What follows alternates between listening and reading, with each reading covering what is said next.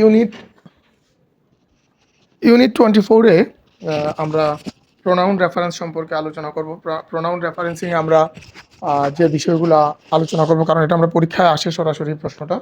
আমরা pronoun reference সম্পর্কে আমাদের এই ক্লাসটাতে আমরা বিস্তারিত আলোচনা করব, যেন আমরা স্টুডেন্টরা পুরোপুরি এই ক্লাসটা সম্পর্কে তাদের ধারণা হয়ে যায়। আমরা দেখি প্রথম স্লাইডে কি আছে। এই ক্লাসে আমরা যা যা শিখবো আমরা একটু প্রথমেই জেনে নেই, দ্বিতীয় স্লাইড থেকে। এটা আমাদের দ্বিতীয় ক্লাস। প্রোনাউন রেফারেন্সটা কি এবং কেন দরকার এটা আমরা জানবো এই ক্লাস থেকে। প্রোনাউন টেবিল, সাবজেক্ট, অবজেক্ট এবং পসেসিভ যে ফর্মগুলো, এগুলো আমরা জানবো প্রোনাউনের। এবং রিফ্লেক্সিভ, ইনডিফিনিট এবং ডিস্ট্রিবিউটিভ প্রোনাউন সম্পর্কে জানবো। এমবিগুয়াস যে প্রোনাউনগুলো আছে এইগুলো সম্পর্কে জানবো। বোর্ড বা ইমপ্লাইড রেফারেন্স যেগুলো আছে, এরর যেগুলো, এগুলো সম্পর্কে জানবো। বোর্ড এক্সামে যে ফরম্যাটে প্রশ্ন আসে এগুলো আমরা দেখবো। প্রেসিসগুলো আমরা দেখবো, আন্ডারলাইনগুলো আমরা আলোচনা করব এবং কিছু মডেল টেস্ট নিয়ে আমরা প্র্যাকটিস করব যে আমরা এগুলো পারি কিনা। আমরা এখন তৃতীয় স্লাইডে যাই। আমাদের তৃতীয় স্লাইড বেসিক কনসেপ্ট, যে প্রোনাউন টেবিলটা কি আসলে। প্রথম কনসেপ্ট ক্লিয়ার করতে হবে আমাদের প্রেসিস সলভ করার, তারপর আমরা প্রেসিস সলভ করব। কনসেপ্টটা যদি আমরা ক্লিয়ার না থাকে আমরা কিন্তু প্রেসিসগুলো সলভ করতে পারবো না। প্রোনাউন বুঝলে রিরাইটিং অনেক সহজ হয়ে যায়। যে আমরা যদি কোনো কিছু রিরাইট করি, প্রোনাউন যখন বুঝি তখন এটা আমরা নিজের মতো করে আমরা আবার লিখতে পারি। এটা আমাদের 3 নম্বর স্লাইডের মূল মেসেজ। আর 4 নম্বর স্লাইডে দেখি প্রোনাউন রেফারেন্সটা বা প্রোনাউন রেফারেন্সিংটা কি, এটা সম্পর্কে আমরা আজকে জানি। প্রোনাউন রেফারেন্সটা কি? প্রোনাউন কোনো নাউনের পরিবর্তে বসেছে তা স্পষ্টভাবে নির্ধারণ করাই প্রোনাউন রেফারেন্স বা প্রোনাউন রেফারেন্সিং। প্রোনাউন কোন নাউনের পরিবর্তে বসেছে, এই যে হিটা, এটা কোন নাউনের, বয়ের পরিবর্তে বসলো নাকি করিমের পরিবর্তে বসলো, এই জিনিসটা স্পষ্টভাবে নির্ধারণ করাটাই হচ্ছে প্রোনাউন রেফারেন্স। প্রোনাউনটা কোন নাউনের পরিবর্তে বসছে তা স্পষ্টভাবে নির্ধারণ করাই হচ্ছে প্রোনাউন রেফারেন্স। যেমন Karim is a good boy, he reads in class 10। এই যে এখানে হিটা বসলো, এটা কি করিমের পরিবর্তে বসলো নাকি অন্য কোনো কারণে বসলো, এটা সুস্পষ্ট করাই হচ্ছে প্রোনাউন রেফারেন্স। যেমন হিটা কার পরিবর্তে বসছে, এখানে করিমের পরিবর্তে হি বসছে, এইটাই হচ্ছে প্রোনাউন রেফারেন্স। প্রোনাউন সবসময় স্পষ্ট নাউন বা অ্যান্টিসিডেন্ট এর সাথে যুক্ত থাকবে। এখন আমরা প্রোনাউনটা আসলে কার পরিবর্তে বসে এটা সুস্পষ্টভাবে নির্ধারণ করাই হচ্ছে প্রোনাউন রেফারেন্স। এতটুকু আমরা বুঝতে পারলাম। এখন আমরা যাই 5 নম্বর স্লাইডে। প্রোনাউন, সহজ কথা, প্রোনাউন কার পরিবর্তে বসে? আমরা জানি যে প্রোনাউন আসলে নাউনের পরিবর্তে বসে। প্রোনাউন সব সময় কার পরিবর্তে বসে? নাউনের পরিবর্তে যা বসে তাই হচ্ছে প্রোনাউন। নাউন অবশ্যই স্পষ্ট হতে হবে। প্রোনাউন দেখে যদি নাউন বোঝা না যায় তাহলে প্রোনাউন রেফারেন্স এরর। যদি আমি এমন একটা বাক্য লিখলাম যে প্রোনাউন ব্যবহার করলাম, কিন্তু এই প্রোনাউনটা কাকে বোঝাচ্ছে এটা যদি স্পষ্ট না হয় তাহলে এটা একটা প্রোনাউন রেফারেন্স এরর হিসাবে চিহ্নিত হবে। একাধিক নাউন থাকলে কনফিউশন হলে প্রোনাউন কেটে সঠিক নাউন বসাতে হবে। যদি একাধিক নাউন থাকে এর পরিবর্তিতে যদি আমরা প্রোনাউন ব্যবহার করি এবং এতে যদি কনফিউশন দেখা যায় কোন নাউনটার পরিবর্তে এই প্রোনাউনটা ব্যবহার করা হলো, এই ক্ষেত্রে আমরা কি করব? প্রোনাউনটা কেটে ওই নাউনটা আমরা বসাবো। আমরা এরপরে যাই 6 নম্বর স্লাইডে। এইচএসসি পরীক্ষায় যে প্রশ্নগুলো আসে এগুলো আসলে যে একদম ইজি আসবে তা না। আমরা যে উদাহরণটা দিলাম, এই উদাহরণটা দিছি আমরা এখানে ব্যবহার করেছি আমরা যাতে আমরা সহজে বুঝতে পারি, কিন্তু এইচএসসি পরীক্ষায় আর একটু ক্রিটিক্যাল আসবে। আমরা দেখি পরীক্ষায় সাধারণত সম্পূর্ণ পেসেজ দেওয়া থাকে। পরীক্ষার মধ্যে একটা পেসেজ দেওয়া থাকবে যেখানে 5টি প্রোনাউন ভুল বা অস্পষ্ট থাকতে পারে।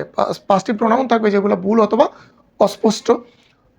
শুধু হি ইকুয়াল টু করিম লিখলে নম্বর পাওয়া যাবে না, পুরো প্যাসেজ রিরাইট করতে হবে। যে শব্দ সংশোধন করবে তা নিচে আন্ডারলাইন করে দিতে হবে। যে শব্দটার পরিবর্তে যে প্রোনাউনটা ভুল থাকবে আমরা সংশোধন করব, বা যে প্রোনাউনের পরিবর্তে আমরা নাউন ব্যবহার করব, এইগুলা সুস্পষ্ট করে আন্ডারলাইন করে দিতে হবে।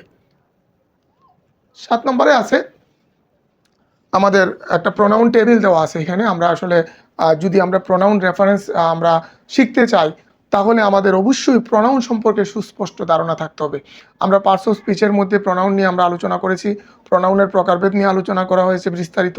যারা ওই চ্যাপ্টারটা দেখে নাই, ইউনিট 2 লেসন 2 এর তারা যারা ওই লেসনটা দেখে নাই, যারা লেসন 2টা দেখে নাই, ইউনিট 2, তারা যেন ওই লেসনটা দেখে নেয়, তাহলে তাদের পক্ষে প্রোনাউন রেফারেন্স আনসার করা তাদের জন্য আরও অনেক সহজ হবে এবং প্রোনাউন সম্পর্কে যে বেসিক কনসেপ্ট ক্লিয়ার হওয়ার দরকার এটা তাদের ক্লিয়ার হয়ে যাবে।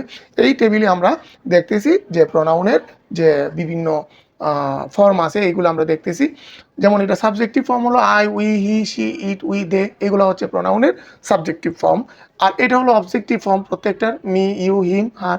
আর এটা হলো পসেসিভ ফর্ম, যেটা দিয়ে অধিকার বোঝায়, এটার পরে নাউন বসবে তখন এটা এই ফর্মগুলো থাকে, মাই, ইয়োর, হিজ, তখন এইগুলো থাকবে পসেসিভ ফর্ম। এটা কিন্তু প্রোনাউন বলা যাবে না, তখন এটাকে বলতে হবে যখন এই ওয়ার্ডগুলোর পরে নাউন চলে আসে তখন আর কিন্তু এটা প্রোনাউন থাকবে না, তখন এটা হয়ে যাবে অ্যাডজেক্টিভ। কারণ আমরা জানি নাউনের পরিবর্তে প্রোনাউন বসে, এইগুলোর পরে যখন আবার নাউনটা বসবে তখন কিন্তু এগুলো আর প্রোনাউনের কাজ করবে না, এগুলা পসেসিভ অ্যাডজেক্টিভের কাজ করবে। এটা অনেকে এই বিষয়টা স্পষ্ট থাকে না, কিন্তু প্রোনাউন কোনগুলা, এইগুলার প্রোনাউন হচ্ছে এইগুলা হচ্ছে প্রোনাউন, কারণ এইগুলার সাথে নাউন বসতে পারে না, এইগুলা নিজেই বসে স্বাধীনভাবে, হয় নাউনটা আগে থাকে নইলে আলাদাভাবে থাকে, এইগুলা নাউনের সাথে বসবে না, এগুলো আলাদাভাবে বসে।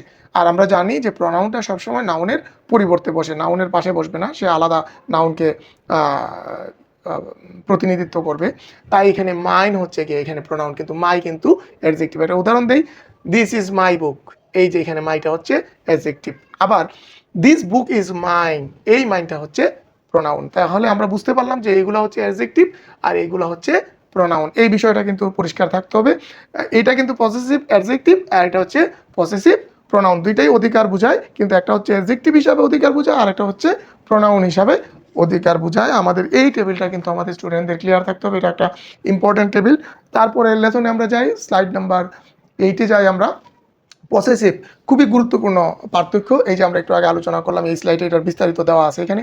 এটা হচ্ছে অ্যাডজেক্টিভ প্লাস নাউন, যখন এই মায়ের পরে নাউন আসবে তখন এটা হচ্ছে possessive adjective. Your pen, his father, her result, এইগুলো হচ্ছে কি অ্যাডজেক্টিভ প্লাস নাউন, এই অ্যাডজেক্টিভগুলোর নাম হচ্ছে পসেসিভ অ্যাডজেক্টিভ। আর এইগুলো হচ্ছে পসেসিভ প্রোনাউন, যেমন এটার পরে আর কিন্তু নাউন থাকবে না, যেমন this book is mine, his, hers, এইগুলো হচ্ছে পসেসিভ প্রোনাউন। মনে রাখতে হবে এই বিষয়টা, এটা একদম বেসিক ধারণা। আমাদের প্রোনাউন আনসার করতে গেলে কিংবা অ্যাডজেক্টিভ আনসার করতে গেলে এই বিষয়টা সুস্পষ্ট না থাকলে আমরা কিন্তু পার্টস অফ স্পিচ চিহ্নিত করতে গিয়ে আমরা সমস্যায় পড়ে যাব। এখন আমরা যাই স্লাইড নাম্বার 9-এ। সাবজেক্টিভ প্রোনাউন কোনগুলো আছে দেখি, কোন প্রোনাউনগুলো সাবজেক্ট হিসাবে বসে, এবং এগুলো জানি আমরা সাবজেক্ট সবসময় বাক্যের প্রথমে বসে, কর্তা হিসাবে বসে, বাক্যের সাবজেক্ট বা কর্তা হিসাবে ব্যবহৃত হয় এই প্রোনাউনগুলো, he, she, it, I, we, you, they. Karim is a student, এই যে এখানে একটা সাবজেক্ট বসলো, এই যে সাবজেক্টের পরিবর্তে করিম বসলো, এই হিটা হচ্ছে একটা subjective pronoun, he reads regularly.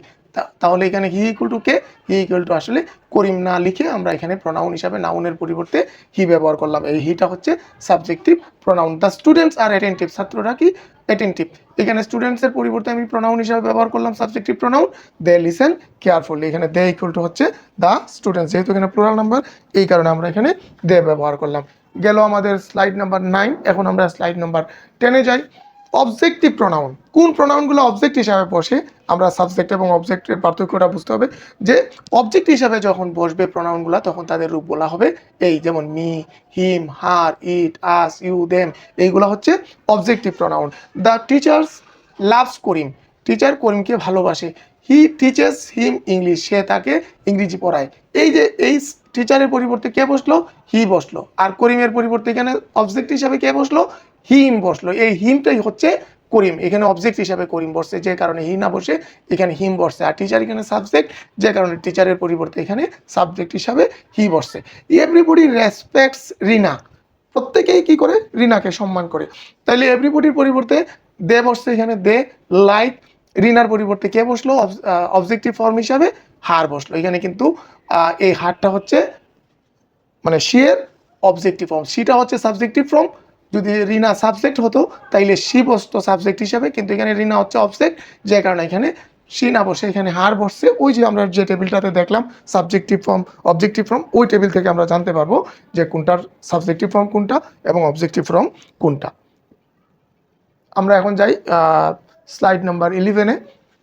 Demonstrative pronoun কোনগুলো, যেগুলা নিকটবর্তী বা দূরবর্তী নাউনগুলোকে নির্দেশ করে, এটা হচ্ছে ডেমনস্ট্রেটিভ প্রোনাউন। ঠিক একইভাবে কিন্তু ডেমনস্ট্রেটিভ অ্যাডজেক্টিভও আছে, যখন এইগুলার পরে নাউন বসবে তখন এইগুলা হয়ে যাবে ডেমনস্ট্রেটিভ অ্যাডজেক্টিভ, আর যখন এইগুলার সাথে নাউন বসবে না তখন এইগুলা হয়ে যাবে ডেমনস্ট্রেটিভ প্রোনাউন। যেমন দিস নিকটে বোঝাতে, দ্যাট দূরে বোঝাতে, দিস প্লুরাল নাম্বার নিকটে, দোজ প্লুরাল নাম্বার দূরে বোঝাতে। হি ইজ অনেস্ট, সে হয় সৎ। This is his best quality, এইটা হচ্ছে তার সবচেয়ে ভালো একটা কোয়ালিটি। এই যে দিসটা এটা নিকটে বোঝাতে, এখানে দিস ইকুয়াল টু হিজ অনেস্টিকে বোঝানো হচ্ছে, হিজ অনেস্টিকে বোঝানো হচ্ছে this equal to he is honest. He fail in the exam, সে পরীক্ষায় ফেল করেছিল। দ্যাট শকড মি, এটা আমাকে আঘাত করেছিল। তো দ্যাটটা কি, ওই যে দ্যাট হচ্ছে the fact that he failed in the exam, এই যে সে পরীক্ষায় ফেল করেছিল, এই যে একটা ফ্যাক্ট, এই জিনিসটাকে এখানে দ্যাট দিয়ে বোঝানো হচ্ছে। এইগুলা হচ্ছে কি ডেমনস্ট্রেটিভ প্রোনাউন, যেগুলার পরে কি নাউন থাকতে পারবে না। যখনই প্রোনাউন বসবে এটার সঙ্গে কিন্তু নাউনটা বসার আর সুযোগ নাই, এটা আলাদাভাবে বসবে। আর যখন একই ওয়ার্ডের সঙ্গে নাউন বসে যাবে তখন এটার প্রোনাউন থাকবে না, এটা হয়ে যাবে অ্যাডজেক্টিভ। এটা আমাদের মনে রাখতে হবে। এখন আসলাম আমরা 12 নাম্বার স্লাইডে। আমরা দেখি রিলেটিভ প্রোনাউন কোনগুলা, যে প্রোনাউনগুলা নাউনের পরিবর্তে বসে এবং নাউনকে নির্দেশ করে, এই ওয়ার্ডগুলা হচ্ছে রিলেটিভ প্রোনাউন। এই যে হু, হুম, হুজ, হুইচ, দ্যাট, এইগুলা হচ্ছে রিলেটিভ প্রোনাউন। কারণ এইগুলা সাধারণত কি করে নাউনের পরিবর্তে বসে নাউনকেই রিপ্রেজেন্ট করে। আই নো দ্য বয়, আমি ছেলেটাকে চিনি। হু ইজ অনেস্ট, যে সৎ। তাহলে হু ইকুয়াল টু কে মনে রাখতে হবে, হুর নিকটবর্তী যে নাউনটা, এইটাই হু, ওই নাউনটাকেই সে প্রতিনিধিত্ব করছে এবং ওই নাউনটার পরিবর্তেই এইটা বসে ওই নাউনটাকে চিহ্নিত করছে। তাহলে হু ইকুয়াল টু কে দ্য বয়, এটা কিন্তু রিলেটিভ এই প্রনাউনের পরে বসে না, এটা কিন্তু নাউনটার পরে বসে এই নাউনটাকে আবার সে কী করছে, অতিরিক্ত তথ্য দিচ্ছে এই নাউন সম্পর্কে। এটা আমরা যখন আমরা ওই মডিফায়ার্স পড়বো, মডিফায়ার্সের মধ্যেও কিন্তু এই জিনিসটা আছে। এই বয়টা সম্পর্কে কি করছে, বয়টার পরিচয় বহন করছে, এটা হচ্ছে একটা ক্লোজ হিসাবে এখানে ব্যবহৃত হইল। I know the boy who is honest, এটা তাহলে হুটাকে ওই দ্য বয়টাকেই বোঝানো হচ্ছে হু দিয়ে। এটাকে বলা হয়, এই ধরনের হু, হুম, হুজকে বলা হয় relative pronoun. This is the pen, এই হচ্ছে কলম। হুইচ ইজ রেড, যেটা লাল। এই যে হুইচটা কাকে দেখাচ্ছে, এই পেনকে দেখাচ্ছে। এইগুলোকে বলা হয় রিলেটিভ প্রোনাউন। মনে রাখতে হবে যে রিলেটিভ প্রোনাউন কোনগুলো, হু, হুম, এইগুলো হচ্ছে রিলেটিভ প্রোনাউন। এবং এইগুলা কি করে নাউনের পরিবর্তে বসে নাউনকে কি করে অতিরিক্ত তথ্য দেয় নাউন সম্পর্কে। আই হ্যাভ এ বুক, আমার একটা বই আছে। দ্যাট ইজ নিউ, যেটা নতুন। তো দ্যাট দিয়ে আমি কোনটাকে বুঝালাম, এই এ বুককে বুঝালাম। এই ক্ষেত্রে এটা একটা রিলেটিভ প্রোনাউন হিসাবে এখানে বসলো। এবং এইগুলা কিন্তু আবার রিলেটিভ প্রোনাউনগুলার দুটা বাক্যকে যুক্ত করার জন্য বা একটা ক্লোজকে আরেকটা বাক্যের সঙ্গে যুক্ত করার জন্য ব্যবহৃত হয়। এগুলোর অনেক ব্যবহার আমরা পাবো গ্রামারে। আমরা যদি এগুলো একটু খেয়াল করি তাহলে দেখা যাবে একই জিনিস বারবার বিভিন্ন রূপে গ্রামারের মধ্যে ফিরে আসবে। এটা হলো ইংলিশ গ্রামারের একটা মজার বিষয়। যখন একটা কনসেপ্ট একজন স্টুডেন্টের ইজি হয় তখন অন্যান্য কনসেপ্টগুলোও তার কাছে দেখা যায় একই জিনিস বিভিন্ন জায়গায় বিভিন্ন রকমভাবে আসতেছে। তখন বুঝার যে বেসিকটা ক্লিয়ার থাকলে তখন তাদের কাছে ইংরেজিটা অনেক মজা লাগে। 13 নম্বর স্লাইড যেটা আছে আমাদের, এটাতে দেখি কি আছে, স্পেশাল ইউজ অফ ইট, ইটের স্পেশাল ব্যবহার। ইমপার্সোনাল ক্ষেত্রে সাধারণত যখন সাবজেক্ট থাকে না তখন ইন্ট্রোডাক্টরি ইট বসে। এটা আসলে সাবজেক্ট না পাইলে তখন এই টাইমের ক্ষেত্রে, ওয়েদারের ক্ষেত্রে, ডিস্টেন্সের ক্ষেত্রে, কখনো কখনো আবার কিছু কিছু ক্ষেত্রে দেয়ার হয় ওই ইন্ট্রোডাক্টরি দেয়ার। আর এখানে হয় ইট, এইগুলোর ক্ষেত্রে সাধারণত ইন্ট্রোডাক্টরি ইট ব্যবহার হয় যখন সাবজেক্ট পাওয়া না যায়। কারণ আমরা জানি একটা বাক্য হতে গেলে সাবজেক্ট এবং ভার্ব প্রয়োজন হয়। ইট ইজ 10 AM, এই যে এখানে আমি সাবজেক্ট পাই না, যে কারণে এখানে একটা সাবজেক্ট নিয়ে আসলাম। এই ধরনের সাবজেক্ট যদি আমরা নিয়ে আসি দেয়ার বা ইটকে, এই ধরনের সাবজেক্টকে বলা হয় ইন্ট্রোডাক্টরি ইট অথবা ইন্ট্রোডাক্টরি দেয়ার। যেমন there is a pen on the table, এখানে এই দেয়ারটা হচ্ছে একটা introductory there. It is 10 AM, এটা টাইমের ক্ষেত্রে সাবজেক্ট হিসাবে আসে। ওয়েদারের ক্ষেত্রে ইট ইজ রেইনিং, এই যে আমরা বৃষ্টি হইতেছে, কোনো সাবজেক্ট পাই না, এটার ভার্ব, আর এটাকে আমরা সাবজেক্ট হিসাবে সামনে বসাই দিলাম। এই ওয়েদারের ক্ষেত্রেও ইট ইন্ট্রোডাক্টরি ইট ব্যবহৃত হয় সাবজেক্ট হিসাবে। ডিস্টেন্সের ক্ষেত্রেও ইন্ট্রোডাক্টরি ইট ব্যবহৃত হয় সাবজেক্ট হিসাবে। It is 5 kilometre from here, এই যে সাবজেক্ট নাই যে কারণে এখানে আমরা ইন্ট্রোডাক্টরি ইট বসাই দিলাম। It is easy to learn English, এখানে ইটটা ইংরেজি শেখা সহজ এটা বোঝাতে ব্যবহৃত হয়, যে ইট ইকুয়াল টু লার্ন ইংলিশ। ইট দিয়ে কাকে বোঝানো হচ্ছে, ইন্ট্রোডাক্টরি ইট। আর ইম্পার্সোনাল যখন হয় তখন এই ক্ষেত্রে ইট ব্যবহৃত হয়। আমরা দেখি এখন ইন্ট্রোডাক্টরি ইট গেল। আমাদের 14 নম্বর স্লাইডে দেখি আমরা কে আছে। দে যদি দেখায় তাহলে এই ক্ষেত্রে বার্ডস প্লুরাল নাম্বারের ক্ষেত্রে দে বসবে। অনেস্টি, বস্তুবাচক, এই ক্ষেত্রে এইটার পরিবর্তে এই নাউনের পরিবর্তে কি বসবে, এই ইট প্রনাউন বসবে। করিমের পরিবর্তে হি বসবে। দ্য মনের পরিবর্তে ইট বসবে। রহিম অ্যান্ড করিম দুইজন এখানে, যে কারণে এখানে দে বসবে। আর হু ইকুয়াল টু একজন পার্সনের পরিবর্তে হু বসবে। আর হিজ একজন পেট্রিয়টসের ক্ষেত্রে বসবে। দে আর দ্য স্টুডেন্টসের ক্ষেত্রে এই যে স্টুডেন্টস, এখানে ঊর্ধ্বকমাটা এসের পরে দেওয়া আছে। প্লুরালরে যখন আমরা পসেসিভ ফর্ম বানাই তখন ঊর্ধ্বকমাটা এসের পরে বসে, আর সিঙ্গুলারে যখন আমরা পসেসিভ ফর্ম বানাই তখন এসের আগে বসে ঊর্ধ্বকমাটা। ইট দিয়ে মোবাইল ফোন বোঝায়, দে দিয়ে রিভার্স বোঝায়। আমরা দেখি এখন, এটা গেল আমাদের 14 নম্বর স্লাইড। এখন আমরা 15 নম্বর স্লাইডে যাই, দেখি কি আছে। রিফ্লেক্সিভ, ইনডিফিনিট এবং ডিস্ট্রিবিউটিভ। এইখানে নাম্বার, পসেসিভ এবং সাবজেক্ট রেফারেন্সে এইগুলা খুবই গুরুত্বপূর্ণ। এই প্রশ্নগুলা থেকে সাধারণত বোর্ডে প্রশ্ন আসে। আমাদের এই জায়গাটায় আমাদের দখল রাখতে হবে, এবং এখানে যে আমাদের বেসিকে যদি কোনো দুর্বলতা থাকে এটা আমাদের দূর করে ফেলতে হবে। রিফ্লেক্সিভ, ইনডিফিনিট এবং ডিস্ট্রিবিউটিভ। আমরা দেখি এটা বিস্তারিত আলোচনাটা 16 নম্বর স্লাইডে। রিফ্লেক্সিভ প্রোনাউন কোনগুলা? এই যে my self, your self, him self, her self, it self, our self, them selves, এগুলো হচ্ছে রিফ্লেক্সিভ প্রোনাউন। রিফ্লেক্সিভ প্রোনাউন সবসময় বাক্যের সাবজেক্টকেই নির্দেশ করে। সাধারণত কর্তা যখন নিজে নিজেই কোনো কাজ করে তখন এই রিফ্লেক্সিভ প্রোনাউন ব্যবহৃত হয়, এবং সাবজেক্টকেই সে আবার কি করে নির্দেশ করে। যেমন করিম হিমসেলফ ডিড দ্য ওয়ার্ক, করিম নিজে নিজেই কাজটা করেছিল। তাহলে হিমসেলফটা কাকে বোঝাচ্ছে? করিমকেই বোঝাচ্ছে। এই কারণে এইগুলাকে বলা হয় রিফ্লেক্স করে আসে, মানে তার দিকে, সাবজেক্টের দিকে আবার ফিরে আসে। এই কারণে এটার নাম হচ্ছে রিফ্লেক্স। আমরা বলি যে অনেক সময় বলি যে রিফ্লেক্স করতেছে, মানে ফিরে আসতেছে। এইটাও এইরকমই একটা প্রোনাউন, যে সাবজেক্ট তার দিকে এই প্রোনাউনটা আবার ফিরে আসে। এই কারণে এটাকে বলা হয় রিফ্লেক্সিভ প্রোনাউন। দ্য স্টুডেন্টস যেহেতু প্লুরাল নাম্বার, তো এই কারণে এখানে দেম সেলফ বসছে। মেড দ্য প্রজেক্ট, স্টুডেন্টরা নিজেরাই এই প্রজেক্টটা তৈরি করেছিল। তাহলে দেম সেলফটাকে স্টুডেন্টরা।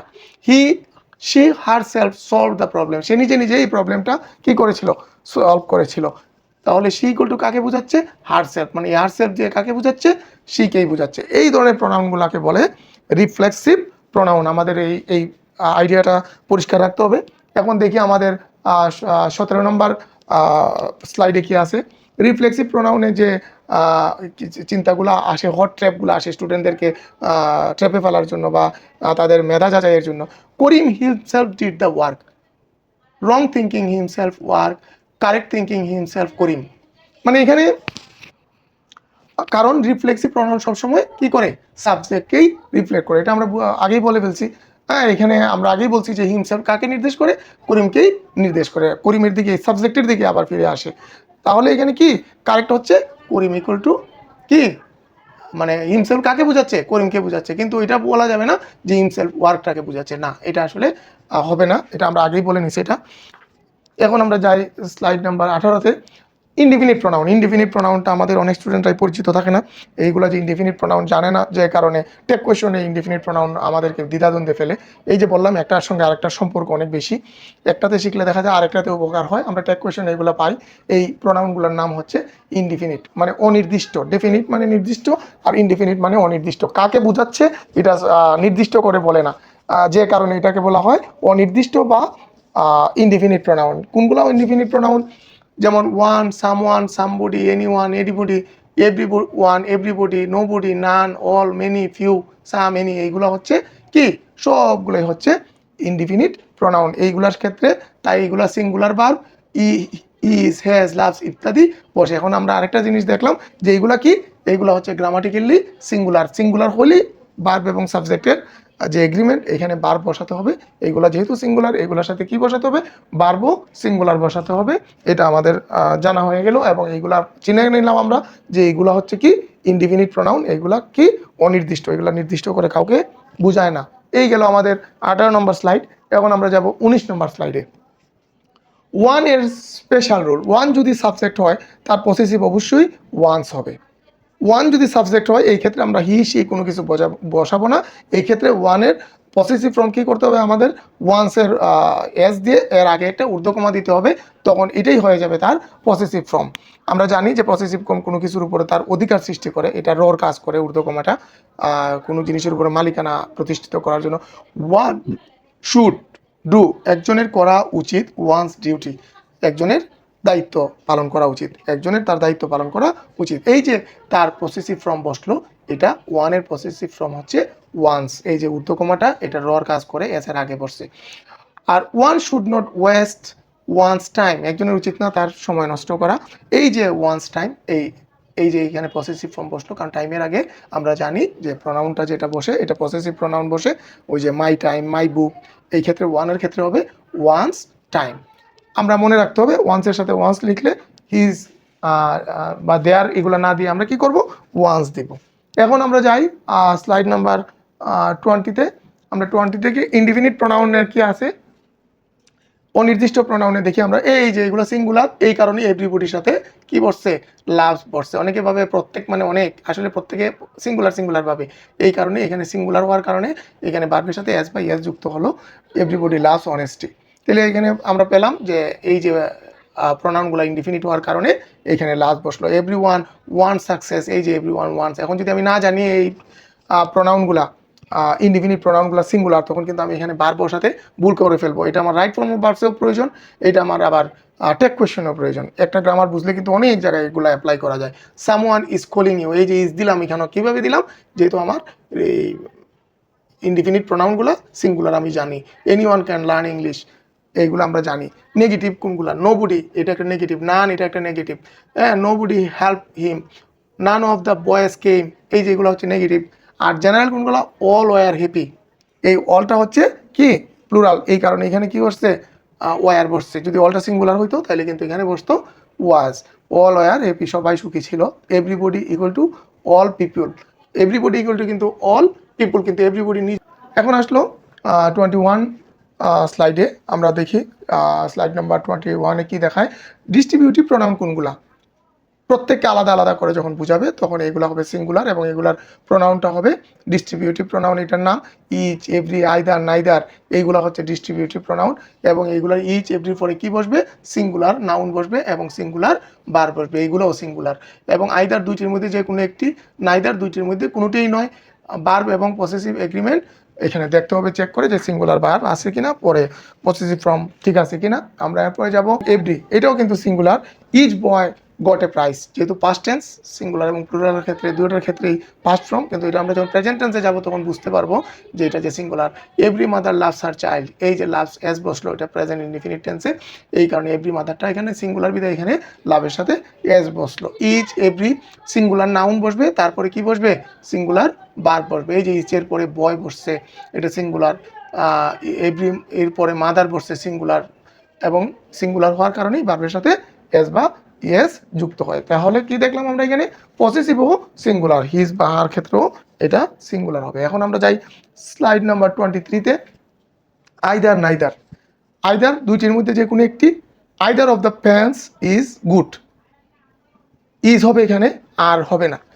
এই যেহেতু এখানে আইদার মানে দুইটির মধ্যে একটি, এইটাই হচ্ছে সাবজেক্ট, আর এই অংশটা সাবজেক্ট না, কিন্তু অফের আগেরটাই হচ্ছে সাবজেক্ট, যে কারণে এখানে আইদারের জন্য এখানে ইজ বসছে। অনেকে ভাবে প্যান্স আছে প্লুরাল, এখানে আর দিয়ে দিই না, প্যান্স এখানে সাবজেক্ট না, সাবজেক্টটা হচ্ছে এখানে আইদার, আইদারটা হচ্ছে সাবজেক্টের নাম্বার, যে কারণে এখানে হবে singular verb.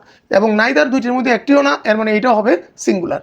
Neither of the boys, এখানে বয়েজের জন্য হ্যাজ বসে নাই, এখানে নাইদার যে নাম্বারটা একটাও না, একজনও না, এই সিঙ্গুলার নাম্বারের কারণে এখানে হ্যাজ বসছে এবং ভার্বের পিপি ফর্ম বসছে হ্যাজের পরে কাম, কাম কেম কাম, এখানে হ্যাভ বসবে না। অনেকে ভাববে যে বয়েজের জন্য মনে হয় হ্যাভ বসবে না, অফের আগে থাকবে সাবজেক্ট সংখ্যাটা।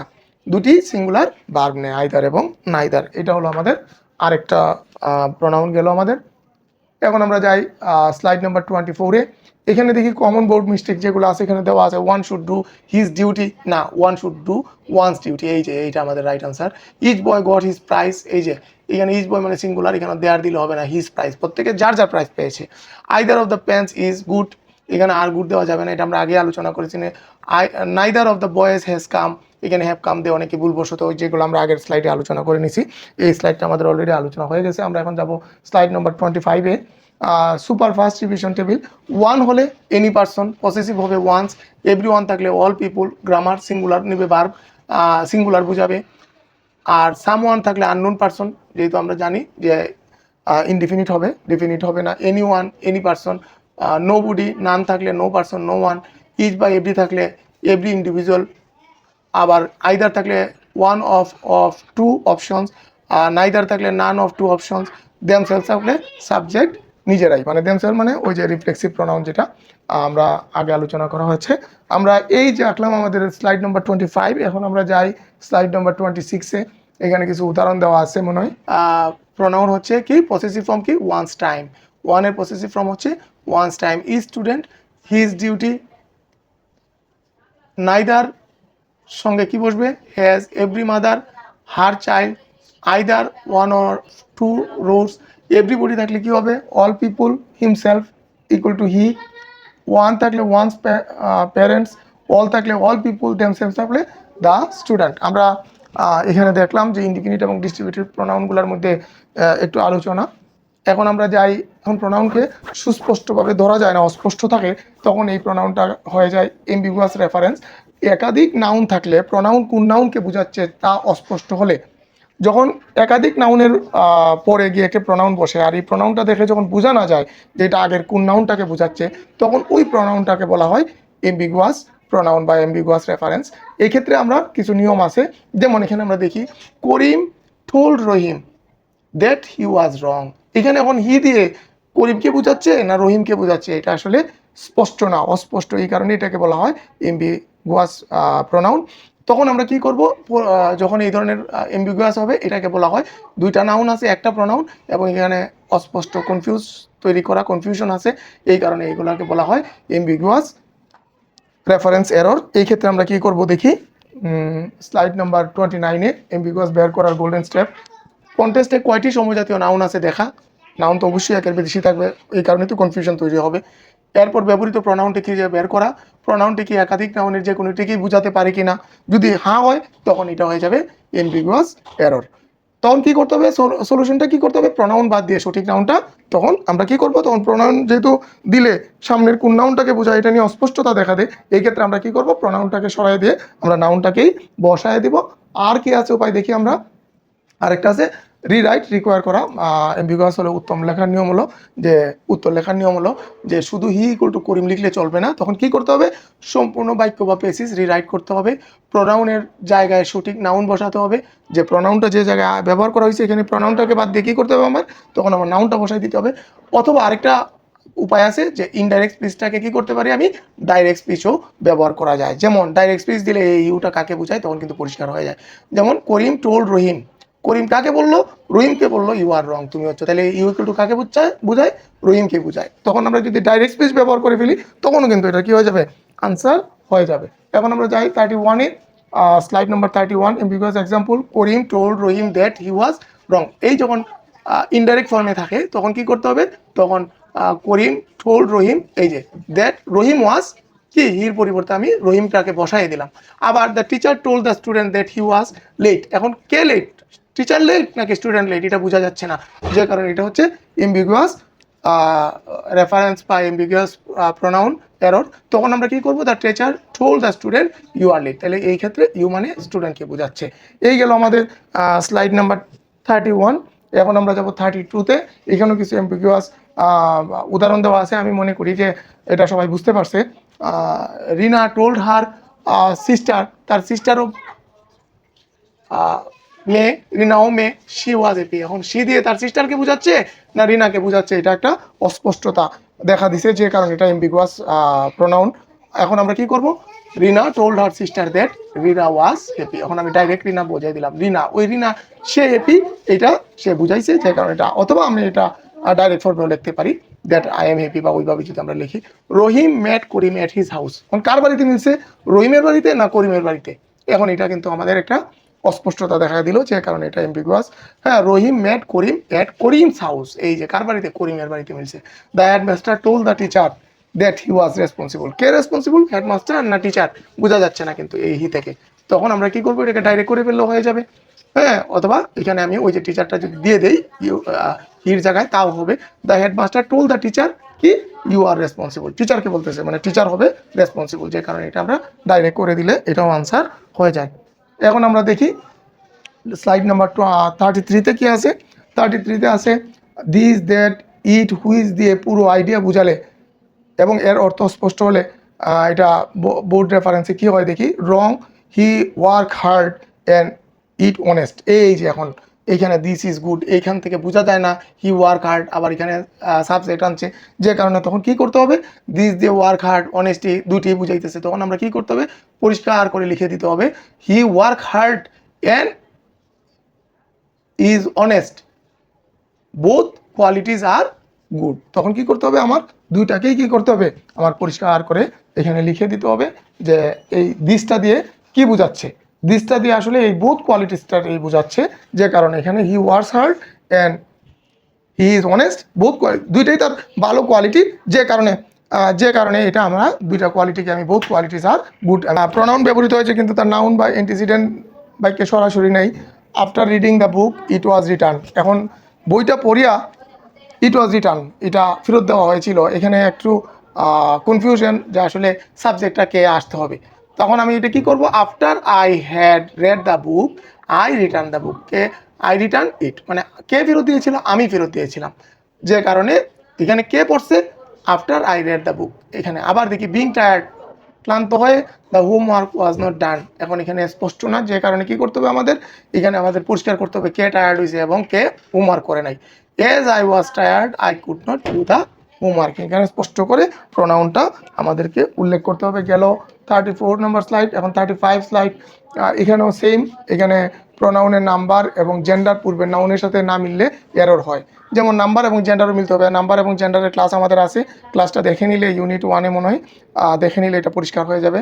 Books are our best friends, it gives us knowledge, books are our best friends, এই যে বুকস এটা কে, প্লুরাল নাম্বার বুকস, তাইলে এখানে ইট দিলে কিন্তু এটা হবে না, যেহেতু এটা প্লুরাল নাম্বার, এখানে প্রোনাউনও ব্যবহার করতে হবে, pronoun they give us knowledge. এখন Rahim is a car driver, রহিমও একজন car driver, it runs very fast, তাহলে দেখো রহিম ড্রাইভস এ কার, রহিম একটা গাড়ি চালায়, the car runs very fast, মানে গাড়িটা কারটা তার খুব দ্রুত দৌড়ায়। স্লাইড এখানে দেওয়া আছে, আমি আশা করি এগুলো আগেরগুলারই অনেকগুলো আলোচনা চলে আসছে, আর এখানে আমরা কিছু উদাহরণ আছে, এগুলো একটু স্টুডেন্টরা পজ করে করে দেখবে তারা পারে কি না। 37 নাম্বার স্লাইড, 38 নাম্বার স্লাইড আছে, এই কারণে আমরা কিছু বোর্ডের বিভিন্ন টাইপের কিছু প্রশ্ন নিয়ে আসছি যেন এটা বুঝতে পারে স্টুডেন্টরা।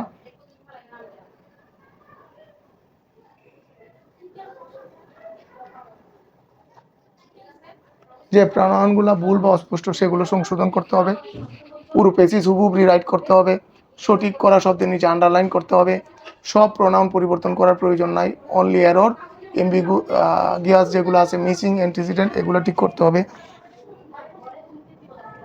এখানে কিছু প্র্যাকটিস দেওয়া আছে আমাদের স্টুডেন্টদের জন্য, বোঝার জন্য প্র্যাকটিসটা করে নিতে পারে পজ করে।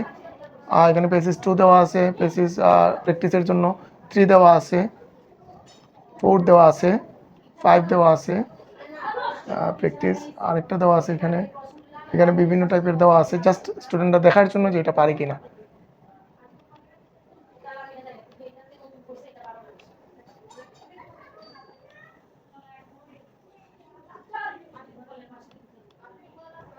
এই যে কুইক রিভিশন, এটা একটু দেখে নেওয়া যেতে পারে যে এইগুলা প্রোনাউন, এইগুলা অ্যান্টিসিডেন্ট, এবং এইগুলা সাবধান থাকতে হবে যে এই জন্য ভুলগুলো না হয়।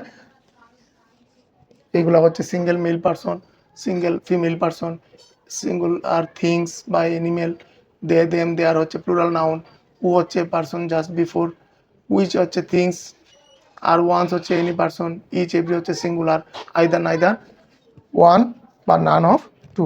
এই আগের আলোচনার এটা একটা সারসংক্ষেপ। আবার একটু দেখে নিই আমরা দাবগুলা, পুরো পেসিস একবার পরে মিনিং বুঝতে হবে, he she it they this his their, এগুলা মার্ক করতে হবে।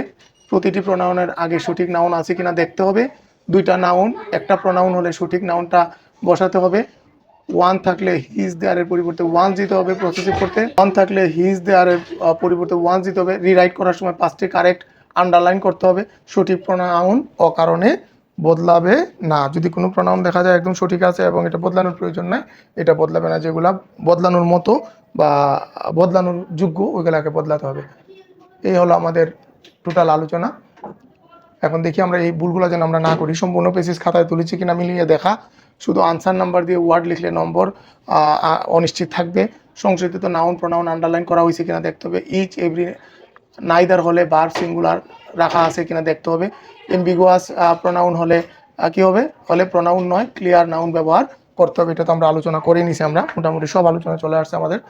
এখন প্রোনাউন ক্লিয়ার হলে সেন্টেন্স ক্লিয়ার, এমবিগুয়াস হলে নাউন বসাও, এই নিয়মগুলো দেওয়া আছে। আমি মনে করি যে এই হলো আমাদের আজকের আলোচনা। আমরা যারা এই ক্লাসটা করলাম, এটা লম্বা একটা ক্লাস, তবে একটা ক্লাসে আমাদের প্রোনাউন রেফারেন্সের যে ধারণা এটা আমাদের চলে আসবে। এখন যদি আমরা এই ক্লাসটা বুঝে ফেলতে পারি, আমরা প্রোনাউন রেফারেন্স সরাসরি আমরা প্র্যাকটিসে চলে যেতে পারবো। সবাইকে ধন্যবাদ। আজকের ক্লাস এখানেই শেষ করলাম। আল্লাহ হাফেজ।